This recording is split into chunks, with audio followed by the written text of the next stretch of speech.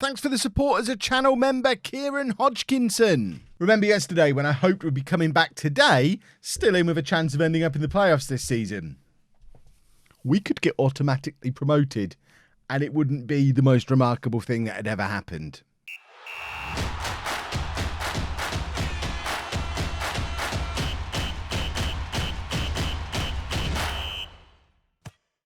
Hello and welcome to Club 3, Part 11 of Non-League to Legend. I'm Kevin. Coming up on today's episode, we have two very important league games away against Cardiff and at home in our local derby against Leeds. Since you were last with me, as you can see, we've been in some pretty decent form. There's been the odd little blip, losing at home to Portsmouth, who at the time were rock bottom of the league. That was a low point, and then it looked like a wobble was beginning in the derby game against Sheffield United, and then the derby game with Derby. When we picked up a couple of draws. Certainly before that Sheffield Wednesday game, we were second in the league. As of now, with 11 games to go, we're third, 63 points. It is very, very tight between everyone beyond Swansea. Swansea have already won this. They're 10 points clear at the top of the league. We're not worrying about Swansea. But from Villa in second place on 65 points, down to Bradford in ninth on 60 points, obviously only 5 points separating this group of 8 clubs, of which we are one, and one of them will get automatically promoted. 4 will end up in the playoffs, and if my maths is right, 3 will be sad. And I don't want to be one of the sad ones. So we're trying to win as many football matches as possible, which I mean, to be fair, that's what we always try and do. But now we're trying to do it with an even bigger purpose. We'd like to get to the Premier League. We'll get relegated immediately if we get there because we're absolutely not ready. But it'll be a fun little excursion for a year. And this is the team we're going to put out there to try and do part one of that job, which is against Cardiff today, away against Cardiff. So we've got Woodman in goal, a back four of Brown. Stevens has got the wrong instruction on. A back four of Brown, Stevens, Diaby and Williams. Mowat and Rinomhota in midfield. Chong, Beera and Tuther Brown behind Hornby up front. Let's get into this game. Let's win some football matches. As you can see, we have largely reverted back to the 4-2-3-1 in recent matches. There have been a couple of games where it really does look like we're going to struggle, where we'll still do the 4-3-3, but partly because the new defensive midfielder, whose name, was it Leighton? Was that his name? We want to avenge what happened last time we played Cardiff. And because he got injured, he's not even on the bench, my word. Because he got injured, we kind of abandoned that idea anyway, because we didn't want to just go with Ekwa when we've got Beera, when we've got Slattery. So I kind of went back to the 4-2-3-1 fairly soon, and it was working. So I'm not desperate to change back again. That new midfielder who I did spend all that money on, he can play anywhere in central midfield and behind in the attacking midfield position, so out wide or as an attacking midfielder. So he's a bit of a utility man in the midfield position. So we will still get game time out of him, probably. But he's not on the bench today, and neither's Slattery, because we've got too many midfielders all of a sudden. McGeehan and Traore are the two who make it onto the bench today, but we are assembling quite a large squad here. So I think regardless of what division we're in next season, there is going to be a busy summer, because if we're in this division, we need to just get rid of some players just to thin the squad out a little bit. The likes of McGeehan, this might be time for them to move on. He's not starting regularly. He's worth about 10 million quid. He's 28. Mowat's 29. I wouldn't be against both of them leaving. If we could get 20 million pounds for the two of them, then I'm going to take 20 million pounds for the two of them, because that allows us to completely rebuild everything else, but start bringing in some younger players in their place. And obviously, if we do somehow manage to end up in the Premier League, we've got a lot of work to do, because we're not even close to being ready for that. We are a long, long way away from being a Premier League team. You've seen some of the struggles we've had this year in this division. Even this game is an example. Cardiff are rock bottom of the league. This is Portsmouth all over again. Cardiff are bottom of the league, and we're struggling. We're not steamrolling over teams like this, like you would expect from a team who are in with a chance of automatic promotion with 10 games to go. We do seem to really struggle against the poorer teams, which is a role reversal from where we were just a couple of days ago, when I was moaning about, we're playing all the good teams and we keep losing, that's why. Well, all of a sudden, we can beat the good teams, but we can't beat the less good ones. We're so frustratingly inconsistent. But as you can see, so is a lot of the rest of the league. That's why the likes of McDonald's and Bradford and us are suddenly in this promotion mix when really we have no right to be. We looked an episode or two ago at the different budgets that are going on in this league, and there was a very clear sort of top 6 or 7 clubs who are operating in a different stratosphere to the rest of us when it comes to wage budgets and transfer budgets and the quality of players they can attract. We're not in that group. McDonald's aren't in that group. Bradford aren't in that group. But because everyone is so inconsistent, us included, we are kind of in the mix. And if we could string together 4 or 5 wins in a row, we'd be looking very, very good for promotion. And that is a hideous miss from Hornby. I cannot believe what he's just done there. Let's get creative. We've got to try something. Anything? I'm almost tempted to stick 2 up top. Stick Brivio and Hornby up there. We could bring Mavididi. In fact, Mavididi. He scored in the last episode, and I've not really used him since then. Let's stick him on up front for the last 10 minutes of the game, just to see if we can get a goal out of him. Because Hornby's a frustrating player because he is our top scorer. He has scored quite a lot of goals, but like I said in the last episode, he scores a certain type of goal, and today that type of chance hasn't presented itself to him. And because of that, he may as well have not been here. We've had 3 clear-cut chances now and not looked like scoring a goal yet, apart from that gaping open goal that Hornby had. Mowat with the corner in swinging is cleared without any real threat from us towards the Cardiff goal. And this, I mean, it's so frustrating. We're still in third as it stands, but this is our game in hand. If we'd have won this, or if we win this, let's not count ourselves out yet. If we win this, we do go into second place, and then it's in our hands. We've got 10 games left, and it's all in our hands. We could get ourselves automatically promoted. If we don't win this, then firstly, what are we thinking if we can't beat Cardiff?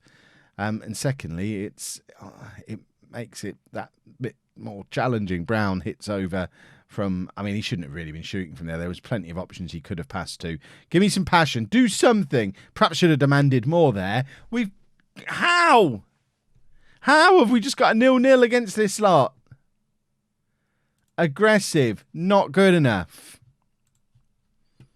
And I said there was a slight bit of just a little stutter starting. We got scared when we got up to second place, and you can see it in the results that we've had. Let's just get the LOLLUJO view on, available on the Steam Workshop. But if you have a look through our last what's that, 6 games, we've only won 2 of our last 6 games. There's a defeat and now 3 draws, and that one was pathetic. Now we play Leeds. Leeds are also in a relegation battle. It's a local derby.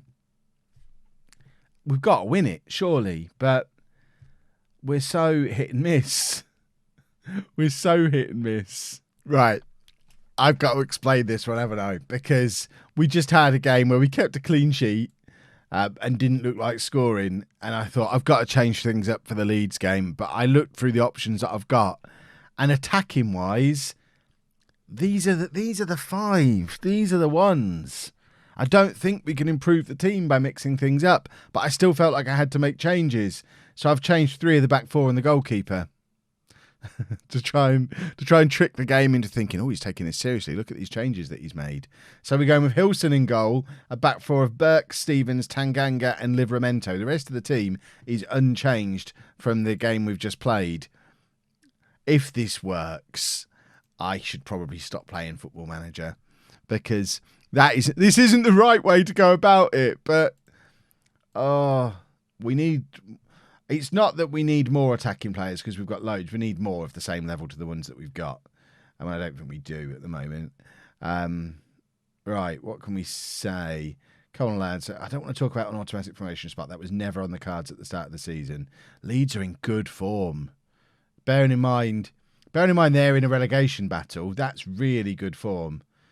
Right, let's passionately say... No, let's assertively say Leeds have won 3 of their last 5 or whatever it was. Let's try and ruin their day.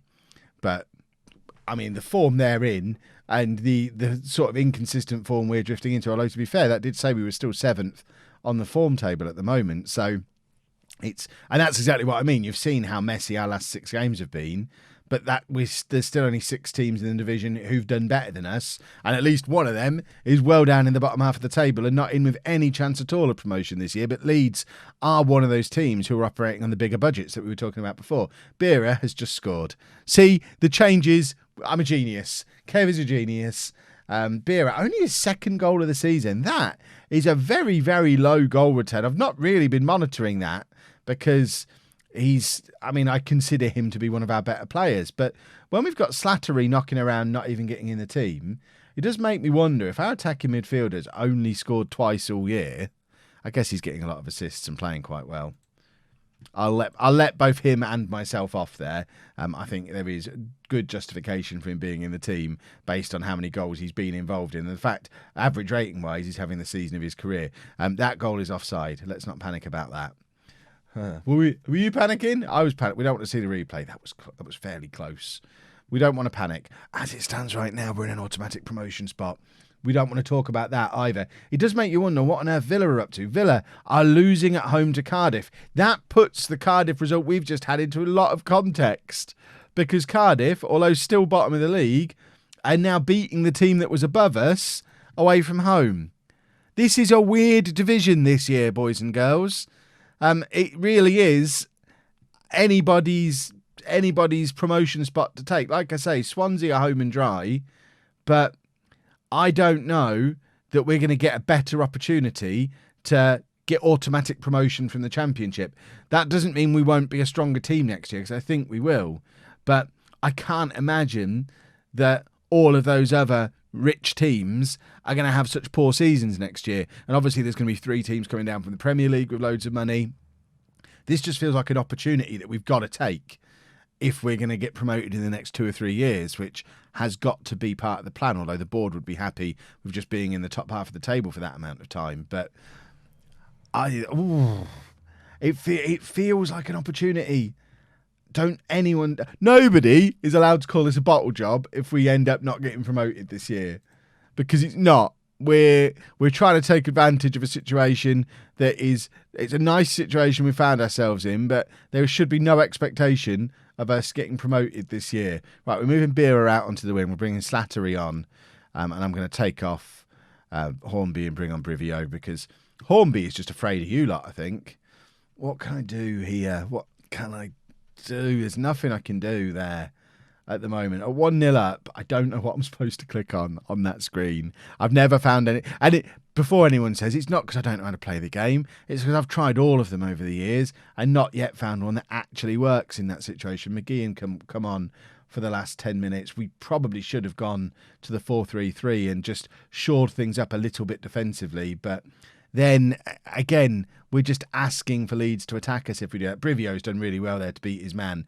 He's got no one up supporting him, though, and feels like he panicked a little bit there. He probably could have tried holding the ball up for a minute, because there was someone charging through from the midfield. I don't know who it was, but he was getting some support. He could have either tried to beat another man or just hold the ball up and play it into the path of the guy rushing up alongside of him. Having a really tame shot that goes wide from that kind of range was like the worst option by miles. Inexperience, we'll call that. Oh, clear it! Clear it! Clear it! Quality commentary for you there, boys and girls. Oh, I don't like this at all. Hilson makes a good save. That's why he's in the team. It was all tactical. I knew he'd be there for that moment. Livramento's broken, and I don't know why. But importantly, we have won our local derby game against Leeds, and we end the episode in an automatic promotion spot. There's, 9 games to go? It's still super tight. Maybe Brentford are out of it now. There's a 7-point gap between us and Brentford. Maybe it's down to 7 teams, us all the way down to Bradford. But you can't really rule Brentford out, or even Derby, Hull, Blackburn at this stage, because everyone up here is inconsistent. Villa have just lost to Cardiff. It's mad. Right, tomorrow, or not tomorrow, in fact, Monday, because we're on the new 6-day-a-week non-league television schedule now, so you can watch Bourne tomorrow and like it. But Monday, I guess we're going to do a run-in of sorts. I don't know if it will be 2 matches, 3 matches, 4 matches. I need to look at this. I mean, Swansea, we don't really need to see Swansea, but MK Dons and Blackburn. So MK Dons are there, Blackburn are there. They're both big games. Bradford and Reading. Bradford, we know are in it. Reading, not so much. We've got to show the last game of the season. I'm thinking we might even do it over 2 days and start with MK Dons. Unless, of course, if we lose the next 3, then we won't worry about it. But we might come back for MK Dons and Blackburn, then do Bradford and Reading the next day, because when we win 8 games in a row, I don't want anyone saying, interesting that you did those off camera, Kev. If you've enjoyed that, please make sure you leave a nice big thumbs up on there for me. Subscribe to the channel for daily Football Manager videos. And thank you very much for watching.